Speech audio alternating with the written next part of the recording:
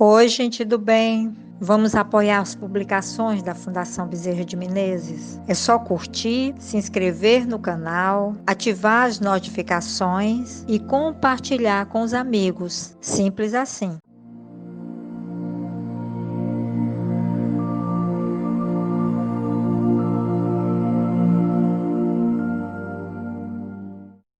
Olá, meus amigos, satisfação muito grande mais uma vez estarmos aqui e vamos dar continuidade ao capítulo 24 do Evangelho segundo o Espiritismo. Não coloqueis a candeia sob o alqueire. E o item objeto de estudo é: os sãos não têm necessidade de médico. Vamos ler e logo após os devidos comentários.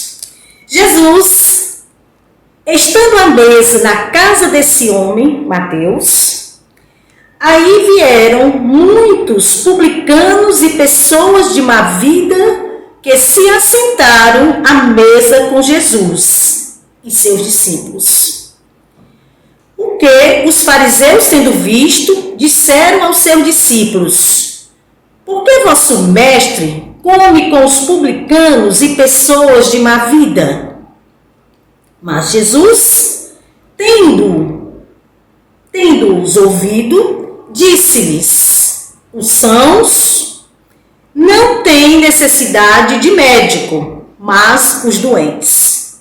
Está escrito em Mateus, capítulo 9, versículos de 10 a 12. Jesus se dirigia, sobretudo, aos pobres e aos deserdados, porque são os que têm maior necessidade de consolações, aos cegos, dóceis e de boa fé, porque pedem para ver, e não aos orgulhosos, que creem possuir toda a luz e não têm necessidade de nada. Estas palavras, como tantas outras, encontram sua explicação no Espiritismo. Admira-se, por vezes, que a mediunidade seja concedida a pessoas indignas e capazes de fazer mau uso dela. Parece, diz, que uma faculdade tão preciosa deveria ser atributo exclusivo dos mais merecedores. Digamos primeiro que a mediunidade se prende a uma disposição orgânica, da qual todo homem pode estar dotado, como a de ver, de ouvir e de falar. Não há uma da qual o homem, em virtude do seu livre-arbítrio, não possa abusar. E, se Deus não houvesse concedido a palavra, por exemplo, senão aos que são incapazes de dizer coisas más, haveria mais mudos que falantes. Deus deu ao homem as faculdades e o deixa livre para usá-las, mas pune sempre aquele que dela abusa. Se o poder de se comunicar com os espíritos não fosse dado senão aos mais dignos, qual aquele que ousaria pretendê-lo? Onde estaria, aliás, o limite da dignidade e da indignidade? A mediunidade é dada sem distinção, a fim de que os espíritos possam levar luz em todas as fileiras, em todas as classes da sociedade, ao pobre como ao rico, aos sábios, para os fortalecer no bem, aos viciosos para os corrigir. Estes últimos não são os doentes que têm necessidade de médico? Porque Deus, que não quer a morte do pecador, o privaria do socorro que pode tirá-lo do lamaçal. Os bons espíritos vêm, pois, ajudá-lo. E seus conselhos que ele recebe diretamente são de natureza a impressioná-lo, mas vivamente do que se os recebesse por outros caminhos. Deus, em sua bondade, para lhe poupar o trabalho de procurar luz ao longe, lhe coloca na mão, não é bem mais culpado se não a considerar. Poderá se desculpar por ignorância quando terá escrito ele mesmo, visto com os seus olhos, ouvido com seus ouvidos e pronunciado com sua boca a sua própria condenação. Se não aproveita, é então que é punido com a perda ou desmoralização de sua faculdade, da qual os maus espíritos se apoderam para obsediá-lo e enganá-lo, sem prejuízo das aflições reais com que Deus atinge seus servidores indignos, e os corações endurecidos pelo orgulho e pelo egoísmo. A mediunidade não implica necessariamente em intercâmbio habitual com os espíritos superiores. É simplesmente uma aptidão para servir de instrumento mais ou menos flexível aos espíritos em geral.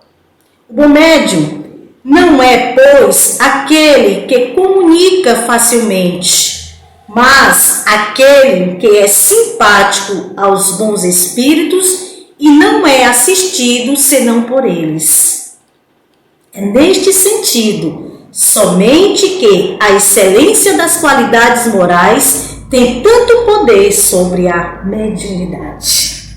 Então, esse estudo, ele, além de compreender uma interpretação necessária sobre a crítica feita a Jesus pelos fariseus, trata-se também do assunto da mediunidade, que aparentemente a gente pode até pensar que não tem nada a ver, mas tem tudo a ver sim. Então ocorre que Jesus estava à mesa com Mateus e seus discípulos, e os fariseus observaram que por ocasião daquele instante também se encontravam lá os publicanos e pessoas que também eram chamadas de má vida. Primeiramente vamos fazer aqui uma lembrança, quem foram os fariseus?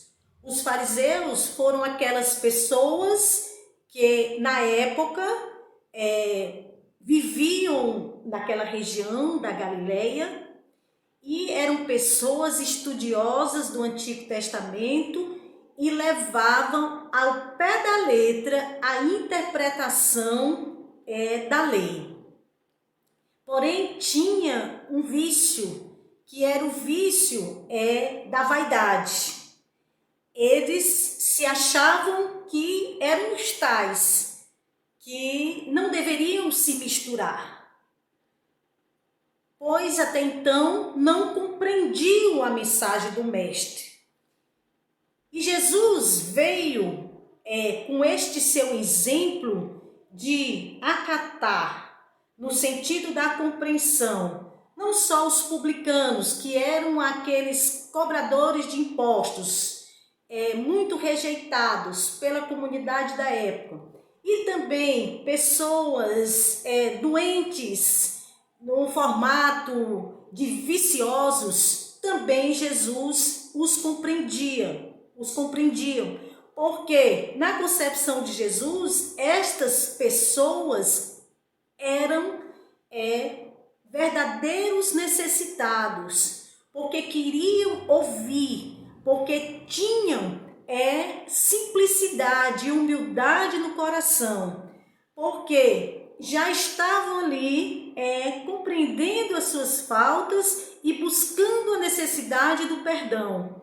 Daí Jesus se misturava, não porque acatava o seu comportamento preguiçoso, mas que sentia sim que eles tinham essa necessidade dessa compreensão na busca da melhoria. Então, no exemplo de hoje, a gente observa que quase nada mudou. A gente observa em determinados cultos e determinadas religiões, que também a doutrina espírita não se exclui, de fariseus, ou seja, aquelas pessoas que se acham já numa posição tal que não precisa mais de ajuda, que estão a interpretar a lei ao pé da letra, que o mais importante não estão a fazer, que são ações dentro do ensinamento do nosso mestre. E quanto à questão dos publicanos e as pessoas de má vida, trazendo para os dias atuais, os publicanos, nós temos aí as instituições que nos cobram tributos e que muitos de nós ficamos insatisfeitos, mas podemos lembrar que não deixa de ter tido sim uma evolução, porque naquela época os tributos eram cobrados, mas não eram repassados em forma de melhorias, né? Todo tributo cobrado na época era repassado para o Império Romano. Hoje, embora a gente não goste muito de pagar os tributos, mas de uma certa forma já é repassado para a construção de escolas, de hospitais, enfim, de políticas públicas. E quanto à questão das pessoas de má vida, hoje a gente pode pensar que são os delinquentes, que são os viciados de todos os formatos, e que é muito raro, né, acontecer na realidade de hoje samaritanos que compreendam, que escutam e que ajam, que compreendam que existe sim pessoas nessa condição de má vida que são verdadeiros necessitados. Então, quando se compreende nesse formato, você está sendo um médico, você está seguindo o exemplo do Mestre Jesus, que se comportou, todavia, como médico de almas. E a intenção de Jesus foi fazer com que pudéssemos compreender qual é a nossa verdadeira missão enquanto seguidores da sua lei. Nada de orgulho, nada de vaidade, e sim de muita humildade, se misturar no sentido de ajudar, se misturar àqueles que realmente têm necessidade, aqueles que querem, não só necessidade física, mas sim necessidade da alma, tem necessidade de um ouvido, tem necessidade de uma compreensão, tem necessidade de um perdão. São aquelas pessoas que se redimiram diante das suas faltas, estão sim querendo outra oportunidade. Então são para essas pessoas que Jesus nos sugeriu que realmente pudéssemos acatar. Não só publicanos, mas pessoas de má vida. Então, o estudo vem nos lembrar que a mediunidade é uma faculdade orgânica, inerente do ser. Não estou me referindo aqui à mediunidade ostensiva, mas aquela mediunidade enquanto faculdade, no modelo da faculdade que temos de ouvir, no modelo da faculdade que temos do falar, e que todos nós temos sim esta mediunidade. E por conta dessa capacidade inerente a cada criatura, que não depende de religiosidade, nós temos a condição de intermediar, de mediar e de ajudar. Por conta dessa nossa condição orgânica, a gente pode ouvir um necessitado, independente da condição em que ele se apresente, um rico, um pobre, um sábio.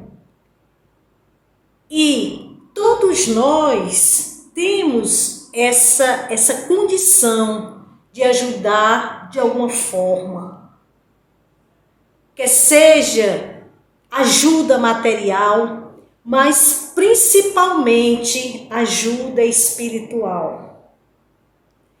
Então, meus amigos, fica aqui essa reflexão para a capacidade que temos enquanto médiuns que somos de poder contribuir para um mundo melhor, de podermos aliviar sofrimentos. E que vamos sim e devemos sim colocar em prática e não perder esta oportunidade de servir na seara do nosso Mestre Jesus. Fica aqui a reflexão, que assim seja e assim será.